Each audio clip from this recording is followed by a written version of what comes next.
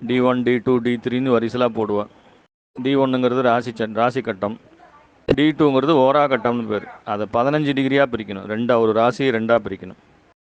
D3ங்கிறது நாம் ஏற்கனவே பார்த்துருக்கோம், 10 பிரிக்கணும்னு சொல்லி 3 10. ஏன்னா D3ங்கிறது டிவிஷனல் சார்ட்டு, D3 அப்படிங்கிறது திரைக்கான சார்ட்டுன்னு பேர். இந்த மாதிரி போட்டுக்கிட்டே வரும்போது 4 5 6ன்னு வரிசையில் எல்லாமே வருது. D9ங்கிறது தான் நவாம்ச கட்டம், பாக்கியஸ்தானம்னு பேர். பாக்கியங்கிறது ரொம்ப முக்கியம். ஏன்னா எல்லாத்துக்குமே பாக்கியங்கன்னு கொடுத்து வைக்கணும். ஒரு சிலர் வசதியானவளாக இருப்பா, ஆனால் அந்த அனுபவிக்கிறதுங்கிறது பார்த்தா இருக்காது. காலத்துக்கும் ஓடி ஓடி உழைச்சிக்கிட்டே இருப்பாள். அவன் வீட்டில் வேலைக்காரன்லாம் நல்லா சாப்பிட்டு கொழுத்து போயிருப்பான், பார்த்தா தெரியும். நிறைய நான் தொழிலதிபர்களுடைய இதெல்லாம் பார்க்கும்போது, அவங்களுடைய கட்டுரைகள் எல்லாம் படிக்கும்போது, அவங்க ரொம்ப கஷ்டப்பட்டு இது பண்ணுறாங்க. இப்போ பொழுதன்னைக்கும் பணம்னு ஓடுறாங்க, ஆனால் அவங்க அதை அனுபவிக்கிறது இல்லை. சொத்து சேர்க்குறான், மில்லியன் கணக்கில் சேர்க்குறான், டாலர் கணக்கில் சேர்க்குறான், அனுபவிக்கிறானான்னு பார்த்தா இல்லை. அது பாக்கியம்ங்கிற ஸ்தானம் அனுபவிக்கக்கூடிய தன்மையை சொல்கிறது. அப்போ அந்த ராசி கட்டத்தில் இருந்து அந்த பாக்கியங்கிறது அந்த உள்ளார்ந்த வலு ஜாதகம் மேலாக பார்க்கும்போது, இப்போ உதாரணத்துக்கு குரு நீசம்னு வச்சுக்கோங்களேன். குரு நீசம் அப்படின்னா எங்கே நீசமாவார்? மகர ராசியில் நீசமாவார். அவர் நவாம்சத்தில் உச்சமாக இருக்கிறதுக்கு வாய்ப்புகள் அதிகம். எப்படின்னா திருவோணம் 4ஆம் பாதம்,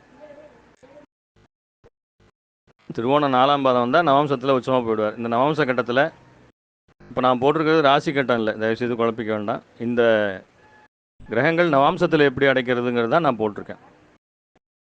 ராசி கட்டம்னா மாமா நேற்று போட்டிருந்தார், அந்த மாதிரி அஸ்வினி பரணி கார்த்திகை 1ஆம் பாதம் மேஷ ராசியில், ரிஷபராசியில் கார்த்திகை 2 3 4, ரோகிணி 1 2 3 4, மிருகசீரிடம் 1 2, இதுதான் ராசி கட்டம். ஆனால் நான் இங்கே கொடுத்துருக்கிறது நவாம்ச கட்டம். நவாம்சத்தில் அந்த அம்ச மண்டலம்னு போட்டிருக்கேன். 108 பாதசாரங்கள் எவ்வாறு அமைகிறது அப்படிங்கிறது தான் நவாம்சம் எப்படி போடுறதுங்கிறதுக்காக. இதை பார்த்துட்டிங்கன்னா உங்களுக்கு ஒரு ஐடியா கிடச்சிரும். அப்போ உதாரணத்துக்கு நான் சொன்ன மாதிரி மகர ராசியில் திருவோணம் 4ஆம் பாதம் வாங்கியிருக்கிற குரு எங்கே வருவார்னு பார்த்தா, இங்கே பாருங்கள், கடகத்தில் நான் போட்டிருக்கேன், திருவோணம் 4ன்னு போட்டிருக்கேன்.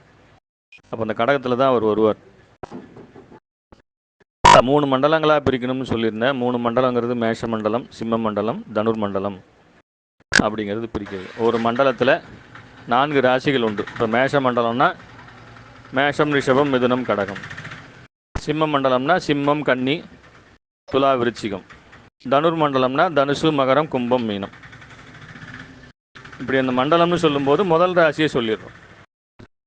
ஏன்னா அது 1ஆம் கட்டத்தில் பார்த்தீங்கன்னா, நம்ம ராசி கட்டத்தில் இருக்கிற கிரகத்தை எடுத்து இது சோழி போட்டு ஆடுவாங்க. அது பேர் என்ன, அந்த லேடிஸ்லாம் பார்த்தீங்கன்னா ஒரு பல்லாங்குழின்னு நினைக்கிறேன், அதை வச்சுட்டு அந்த ஒரு இதுவாக போட்டுகிட்டே வருவாங்க. அதில் போட்டு போட்டு போட்டு அப்படியே நிரப்பிக்கிட்டே வருவாங்க. அந்த மாதிரி இதை என்ன பண்ணணும், பல்லாங்குழி ஆடுற மாதிரி நிரப்பிக்கிட்டே வரணும். அஸ்வினி 1 அப்படின்னா மேஷராசி, அஸ்வினி 2 ரிஷபராசி, அஸ்வினி 3 மிதுன ராசி, அஸ்வினி 4 கடகத்தில் முடிஞ்சிடும். அடுத்தது பரணி 1 அப்படியே கண்டினியூ ஆகும். பரணி 1 சிம்மத்தில், பரணி 2 கன்னியில், பரணி 3 துலாத்தில், பரணி 4 விருச்சிகத்தில். பரணிக்கு அப்புறம் கார்த்திகை. கார்த்திகை 1ங்கிறது தனுசில், கார்த்திகை 2 மகரத்தில், கார்த்திகை 3ங்கிறது கும்பத்தில், கார்த்திகை 4ங்கிறது மீனத்தில் முடிஞ்சிடும். இப்போ 3 நட்சத்திரங்களை எடுத்து ஃபில் பண்ணால் ஒரு ரவுண்டு முடிஞ்சிடும். 12 சோழியை எடுத்து அப்படியே அந்த குழியில் போட்டுக்கிட்டே வரும்போது 12 கட்டம் 12 ஹோல்ஸ் இருக்கிற மாதிரி கணக்கு வச்சுக்கிட்டிங்கன்னா, ஒவ்வொன்றுலேயும் ஒன்று போட்டுன்னு வந்தால் அந்த 3 நட்சத்திரங்கள் 12 பாதங்கள் முடிஞ்சிடும். ஒரு ரவுண்டு அடித்தா என்ன ஆகிடும், 3 நட்சத்திரம் முடிஞ்சிடும்.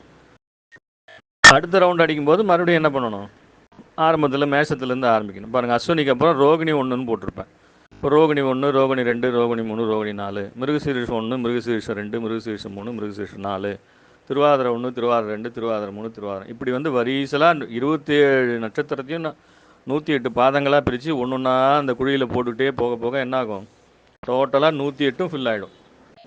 இப்போ ஃபில்லான வாட்டி எடுத்து பார்க்குறோம். அதில் ஒரு ஆச்சரியமான உண்மைகள் நமக்கு கிடைக்குது. எப்படி கிடைக்குதுன்னா, மேஷ மண்டலத்தில் பார்த்தீங்கன்னா அஸ்வினி மகம் மூலம் கேது நட்சத்திரம், ரோகிணி அஸ்தம் திருவோணம் சந்திரன் நட்சத்திரம், புனர்பூசம் விசாகம் பூரட்டாதி குரு நட்சத்திரம். இந்த 3 கிரகங்களுடைய இந்த 9 நட்சத்திரங்கள் மட்டும்தான் இந்த மேஷ மண்டலத்தில் இருக்கும். நீங்கள் வேணால் பாருங்கள். அப்போ அஸ்வினி 1, மகம் 1, மூலம் 1 மேஷத்தில் வருது. அஸ்வினி 2, மகம் 2, மூலம் 2 ரிஷபத்தில் வருது. அஸ்வினி 3, மகம் 3, மூலம் 3ங்கிறது மிதுனத்தில் வருது. அஸ்வினி 4, மகம் 4, மூலம் 4ங்கிறது கடகத்துக்கு போயிடுது. மறுபடியும் ரோகிணி 1, அஸ்தம் 1, திருவோணம் 1ங்கிறது மேஷத்தில் இருக்குது. இப்படி சந்திரனுடைய முதல் பாரம், அதாவது கேது, சந்திரன், குரு, இவங்க தான் இந்த மண்டலத்தில் வர முடியும். கேதுவனுடைய முதல் நட்சத்திரம், சந்திரனுடைய முதல் நட்சத்திரம், அதாவது பாதம், குருவனுடைய முதல் பாதம், இதெல்லாம் வந்து மேஷத்தில் வந்துடும். 2ஆம் பாதம் பூரா ரிஷபத்தில் வரும். 3ஆம் பாதம் பூரா மிதுனத்தில் வரும். 4ஆம் பாதம் பூரா கடகத்தில் வரும். இந்த 9 நட்சத்திரங்களை வச்சு இந்த முதல் மண்டலம் மேஷ மண்டலத்தை ஃபில் பண்ணிடணும். இதுக்கு என்ன அர்த்தம்னா, ராசி கட்டத்தில் புனர்பூசத்தில் ஒரு கிரகம் இருக்குதுன்னு வச்சுக்குவோம், இல்லை விசாகத்தில் ஒரு கிரகம் இருக்குதுன்னு வச்சுக்குவோம், இல்லை புரட்டாதியில் ஒரு கிரகம் இருக்குதுன்னு வச்சுக்குவோம். குருவனுடைய இந்த 3 நட்சத்திரங்களில் கிரகங்கள் இருந்தால் கண்டிப்பாக அது நவாம்ச கட்டத்தில் எங்கே விழும்? மேஷ மண்டலத்தில் தான் விழும். குரு நட்சத்திரம்னு உங்கள் மைண்டில் வந்த உடனே குரு நட்சத்திரத்தை நவாம்சத்தில் எங்கே போடணும்னு யாராவது கேட்டால் மேஷ மண்டலத்தில் போடுங்கன்னு தான் சொல்லணும். அதுதான் கரெக்டு. ஏன்னா வேறு யாருக்கும் இங்கே அனுமதி இல்லை. அதாவது கேது, சந்திரன், குரு, இவ 3 பேரை தவிர மேஷ மண்டலத்துக்குள்ளே வேறு யாரும் வர முடியாது அப்படிங்கிற கணக்கு. அது பார்க்கும்போதே நமக்கு அந்த கால்குலேஷன் தெரிஞ்சிடும். முதல்ல நான் சொன்ன மாதிரி ஒவ்வொரு நட்சத்திரத்தையும் பாதை வாரியாக அடுக்கிட்டே வரும். 108யும் அடுக்கி முடிச்சுட்டு பார்க்கும்போது இந்த மாதிரி நமக்கு ரிசல்ட் கிடைக்குது. அதனால் மேஷ மண்டலத்தில் இவர்கள் 3 பேரும் ஆட்சி செய்கிறார்கள். நவாம்சத்தில், ராசியில் கிடையாது, நவாம்சத்தில். அடுத்தது சிம்ம மண்டலம்னு வரும். சிம்ம மண்டலத்தில் பார்த்திங்கன்னா சுக்கிரன், செவ்வாய் மற்றும் சனி நட்சத்திரங்கள் இந்த சிம்ம மண்டலத்தை ஆள்கிறது. ஏன்னா பரணி, பூரம், புராடம், மிருகசீரிடம், சித்திரை, அவிட்டம், பூசம், அனுஷம், உத்திரட்டாதி, இதுதான் இந்த 9 நட்சத்திரம். இது வந்து நவாம்சத்தில் பார்க்கும்போது வேறு எங்கேயுமே வராது, இதில் மட்டும்தான் வரும். அடுத்தது தனுர் மண்டலம், சூரியன் நட்சத்திரம், ராகு நட்சத்திரம் மற்றும் புதன் நட்சத்திரம், வேறு எதுவும் வராது. இப்படி ஒரு மண்டலத்துக்கு 3 நட்சத்திரம், மேஷத்துக்கு 3, சிம்மத்துக்கு 3, தனுசுக்கு 3. அப்போ நீங்கள் பார்க்கும்போது நவம்ச கட்டத்தை எடுத்து பார்க்குறீர்கள், நீங்கள் எந்த மண்டலத்தில் கிரகம் அதிகமாக இருக்குங்கிறத வச்சே ஒரு கனெக்ஷன் கொடுத்துடலாம்.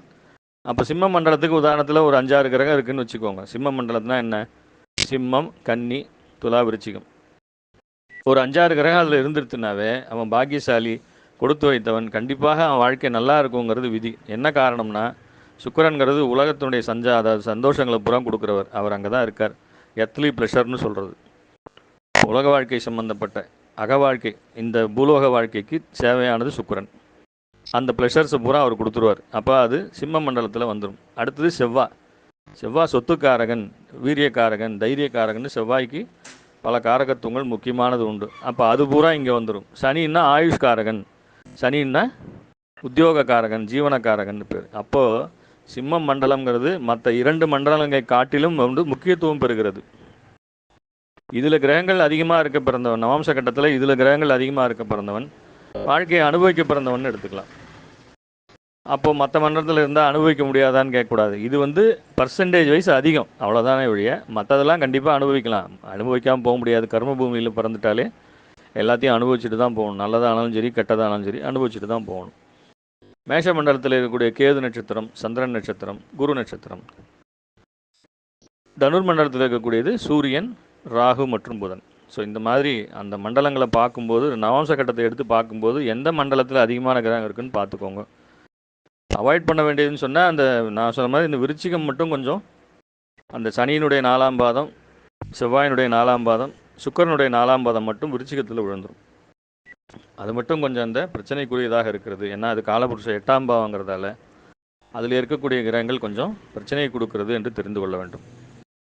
மற்றபடி நவாம்சத்துக்கு அப்படின்னு சொல்லி வேறு, அதாவது அந்த ராசி கட்டத்தில் இருக்கக்கூடிய கிரகம் நவாம்சத்தில் போகிறத வச்சு என்ன பாதத்தில் இருக்குங்கிறது தெரிஞ்சுக்கலாம். அதுக்கு தான் மெயினாக பாதசாரம் தெரிஞ்சுக்கிறதுக்கு தான் இந்த சாரம் வாங்கியிருக்கு. ஏன்னா நாம் வந்து என்னோடய மெத்தடில் சாரத்தை மட்டுமே நான் வலியுறுத்தி தான் பேசிக்கிட்டு இருப்பேன். சாரத்தை விட்டுட்டு நான் வெளியே போக மாட்டேன். ஒரு பாவாதிபதி இன்னொரு பாவத்தில் இருக்காருங்கிறத விட அவர் என்ன சாரம் வாங்கியிருக்கார் அப்படிங்கிறது தான் ரொம்ப முக்கியம். இப்போ நான் ஏற்கனவே சொன்ன மாதிரி 8 நட்சத்திரங்கள்ங்கிறது இருக்குது. அப்போ இது பூசம் வந்து 8 நட்சத்திரம், சித்திரை வந்து இதில் வர்றது 8, கன்னியில் வர்றது 8, மிதுனத்தில் வராது. அதே போல் கேட்டைங்கிறது 8 நட்சத்திரம், உத்திராடங்கிறது 8 நட்சத்திரம். ஸோ இந்த மாதிரி இந்த 4 நட்சத்திரங்கள் அந்த ராசியிலிருந்து 8ஆம் அதிபதியினுடைய நட்சத்திரங்கள் அப்படின்னு சொல்லி கணக்கு. ஸோ அந்த நட்சத்திரத்திலே நிற்கக்கூடிய கிரகங்கள் பாதிப்பை தரும்னு நான் பலமுறை சொல்லியிருக்கேன். அது வந்து எதுக்கு சொல்கிறேன்னா, நட்சத்திரங்களுக்கு நான் முக்கியத்துவம் தரோம். அது போய் ஒரு பாவத்தில் நிற்கிறத விட அது என்ன சாரம் வாங்கியிருக்குங்கிறது தான் ஒரு ஜாதகத்தில் முக்கியமாக தெரிஞ்சுக்கணும். லக்னாதிபதி நின்ற சாரம் சாரநாதன் வலு குறையக்கூடாது, அட்டமாதிபதி நின்ற சாரநாதன் வலு குறையக்கூடாது. அந்த போன ஜாதகத்தெல்லாம் பார்த்தோம். ஒரு ஜாதகத்தில் தனுசு லக்னத்துக்கு குரு நீசமாக போகிறார். அவர் போய் சூரியன் சாரம் உத்திராடம் வாங்கியிருக்கார், சூரியனும் நீசமாக போகிறார். மாமா ஒரு ஜாதகம் கொடுத்துருந்தான்னு நினைக்கிறேன், அதுதான் நான் எனக்கு ஞாபகம். அந்த அவருக்கு கல்யாணம் ஆகுமானா கண்டிப்பாக ஆகாது. இவர் வந்து ஏதோ வந்து ஒரு கர்மாவை கழிக்கிறதுக்காக தான் பிறந்திருக்காரு ஒழிய இவருக்கு நல்லது கெட்டதுகள் நடக்காது அப்படிங்கிறது தான் விதி. ஸோ அந்த மாதிரி லக்னாதிபதி நீசமாகி அவர் நின்ற சாரநாதனம் நீசமாகிறது அப்படிங்கிறது வலு குறைந்த ஜாதகம் அப்படிங்கிற முடிவுக்கு வந்துடணும். ஸோ அந்த மாதிரி நம்ம வந்து சாரத்தின் அடிப்படையில் பேசும்போது நவாம்சத்தை முக்கியமாக தெரிந்து கொள்ள வேண்டும். நவாம்சத்தில் எப்படி கிரகங்கள் போய் நிற்குது அப்படிங்கிறது, ராசியில் வலு குறைந்த கிரகம் கூட நவாம்சத்தில் வலுவாக இருக்கலாம். ஸோ அந்த மாதிரி தன்மைகள் இருக்குது. அதனால் இதை வந்து நான் ஏதோ கொஞ்சம் கிறுக்கி தான் எழுதியிருப்பேன். என்னோடய கையெழுத்து வந்து அப்படி தான் டாக்டருக்கு எழுத்து மாதிரி தான் இருக்கும். நீங்கள் வந்து முடிஞ்சால் யாராவது ஒருத்தர் டைப் பண்ணி கூட இதை போஸ்ட் பண்ணுங்க. ஏதாவது நெட்டில் இருந்தால் கூட பார்த்து இதை போஸ்ட் பண்ணுங்க. ஏன்னா இது ரொம்ப முக்கியமான மண்டலம். அம்ச மண்டலங்கிறது 108 பாதசாரம் எப்படியெல்லாம் வந்திருக்கு அப்படிங்கிறது தெரிஞ்சுக்கணும். இந்த இந்த கட்டத்தை பார்த்துட்டாலே நமக்கு நவாம்சம் வந்து எப்படி போடுறது அப்படிங்கிறது ரொம்ப தெளிவாக போயிடும். நேற்று வந்தவாளுக்கு ரொம்ப சாட்டிஸ்ஃபைடு, மாமியும் சொன்னேன், சந்திராவும் சொன்னால், அதனால் ரொம்ப சாட்டிஸ்ஃபைடாக இப்படி போடலாம், சுலபமாக போடலாங்கிறது எங்களுக்கு தெரியாமல் போயிடுது அப்படிங்கிற மாதிரி சொன்னேன். அதனால் இதுதான் முறை. இதை விட்டுட்டு அவங்க வந்து பாடத்திட்டத்தில் நிறைய குழப்பங்கள் இருக்கும். சரராசிக்கு இப்படி இருக்கணும், ஸ்திரராசிக்கு அப்படி இருக்கணும், உபயராசிக்கு அப்படி இருக்கணும், 5ல் ஆரம்பி 9ல் ஆரம்பின்னு சொல்லி குழப்பிடுவாங்க. அதெல்லாம் அது தவறு சொல்ல வரல. ஆனால் அது வந்து எளிதில் மனதில் வந்து பதியாது. இந்த முறை வந்து மிக எளிமையாக புரியக்கூடிய முறையாக இருக்கும். இதை பார்த்த உடனே உங்களுக்கு வந்து டக்குன்னு ஒரு ஐடியா வந்துடும். அதுக்காக இந்த ஆரம்ப நிலை மாணவர்களுக்காக போட்டிருக்கேன். மற்றவாளும் இதை தெரிஞ்சுக்கோங்க. ஏதாவது சந்தேகம் இருந்தால் போடுங்க, நான் பதில் போடுறேன். நமஸ்காரம்.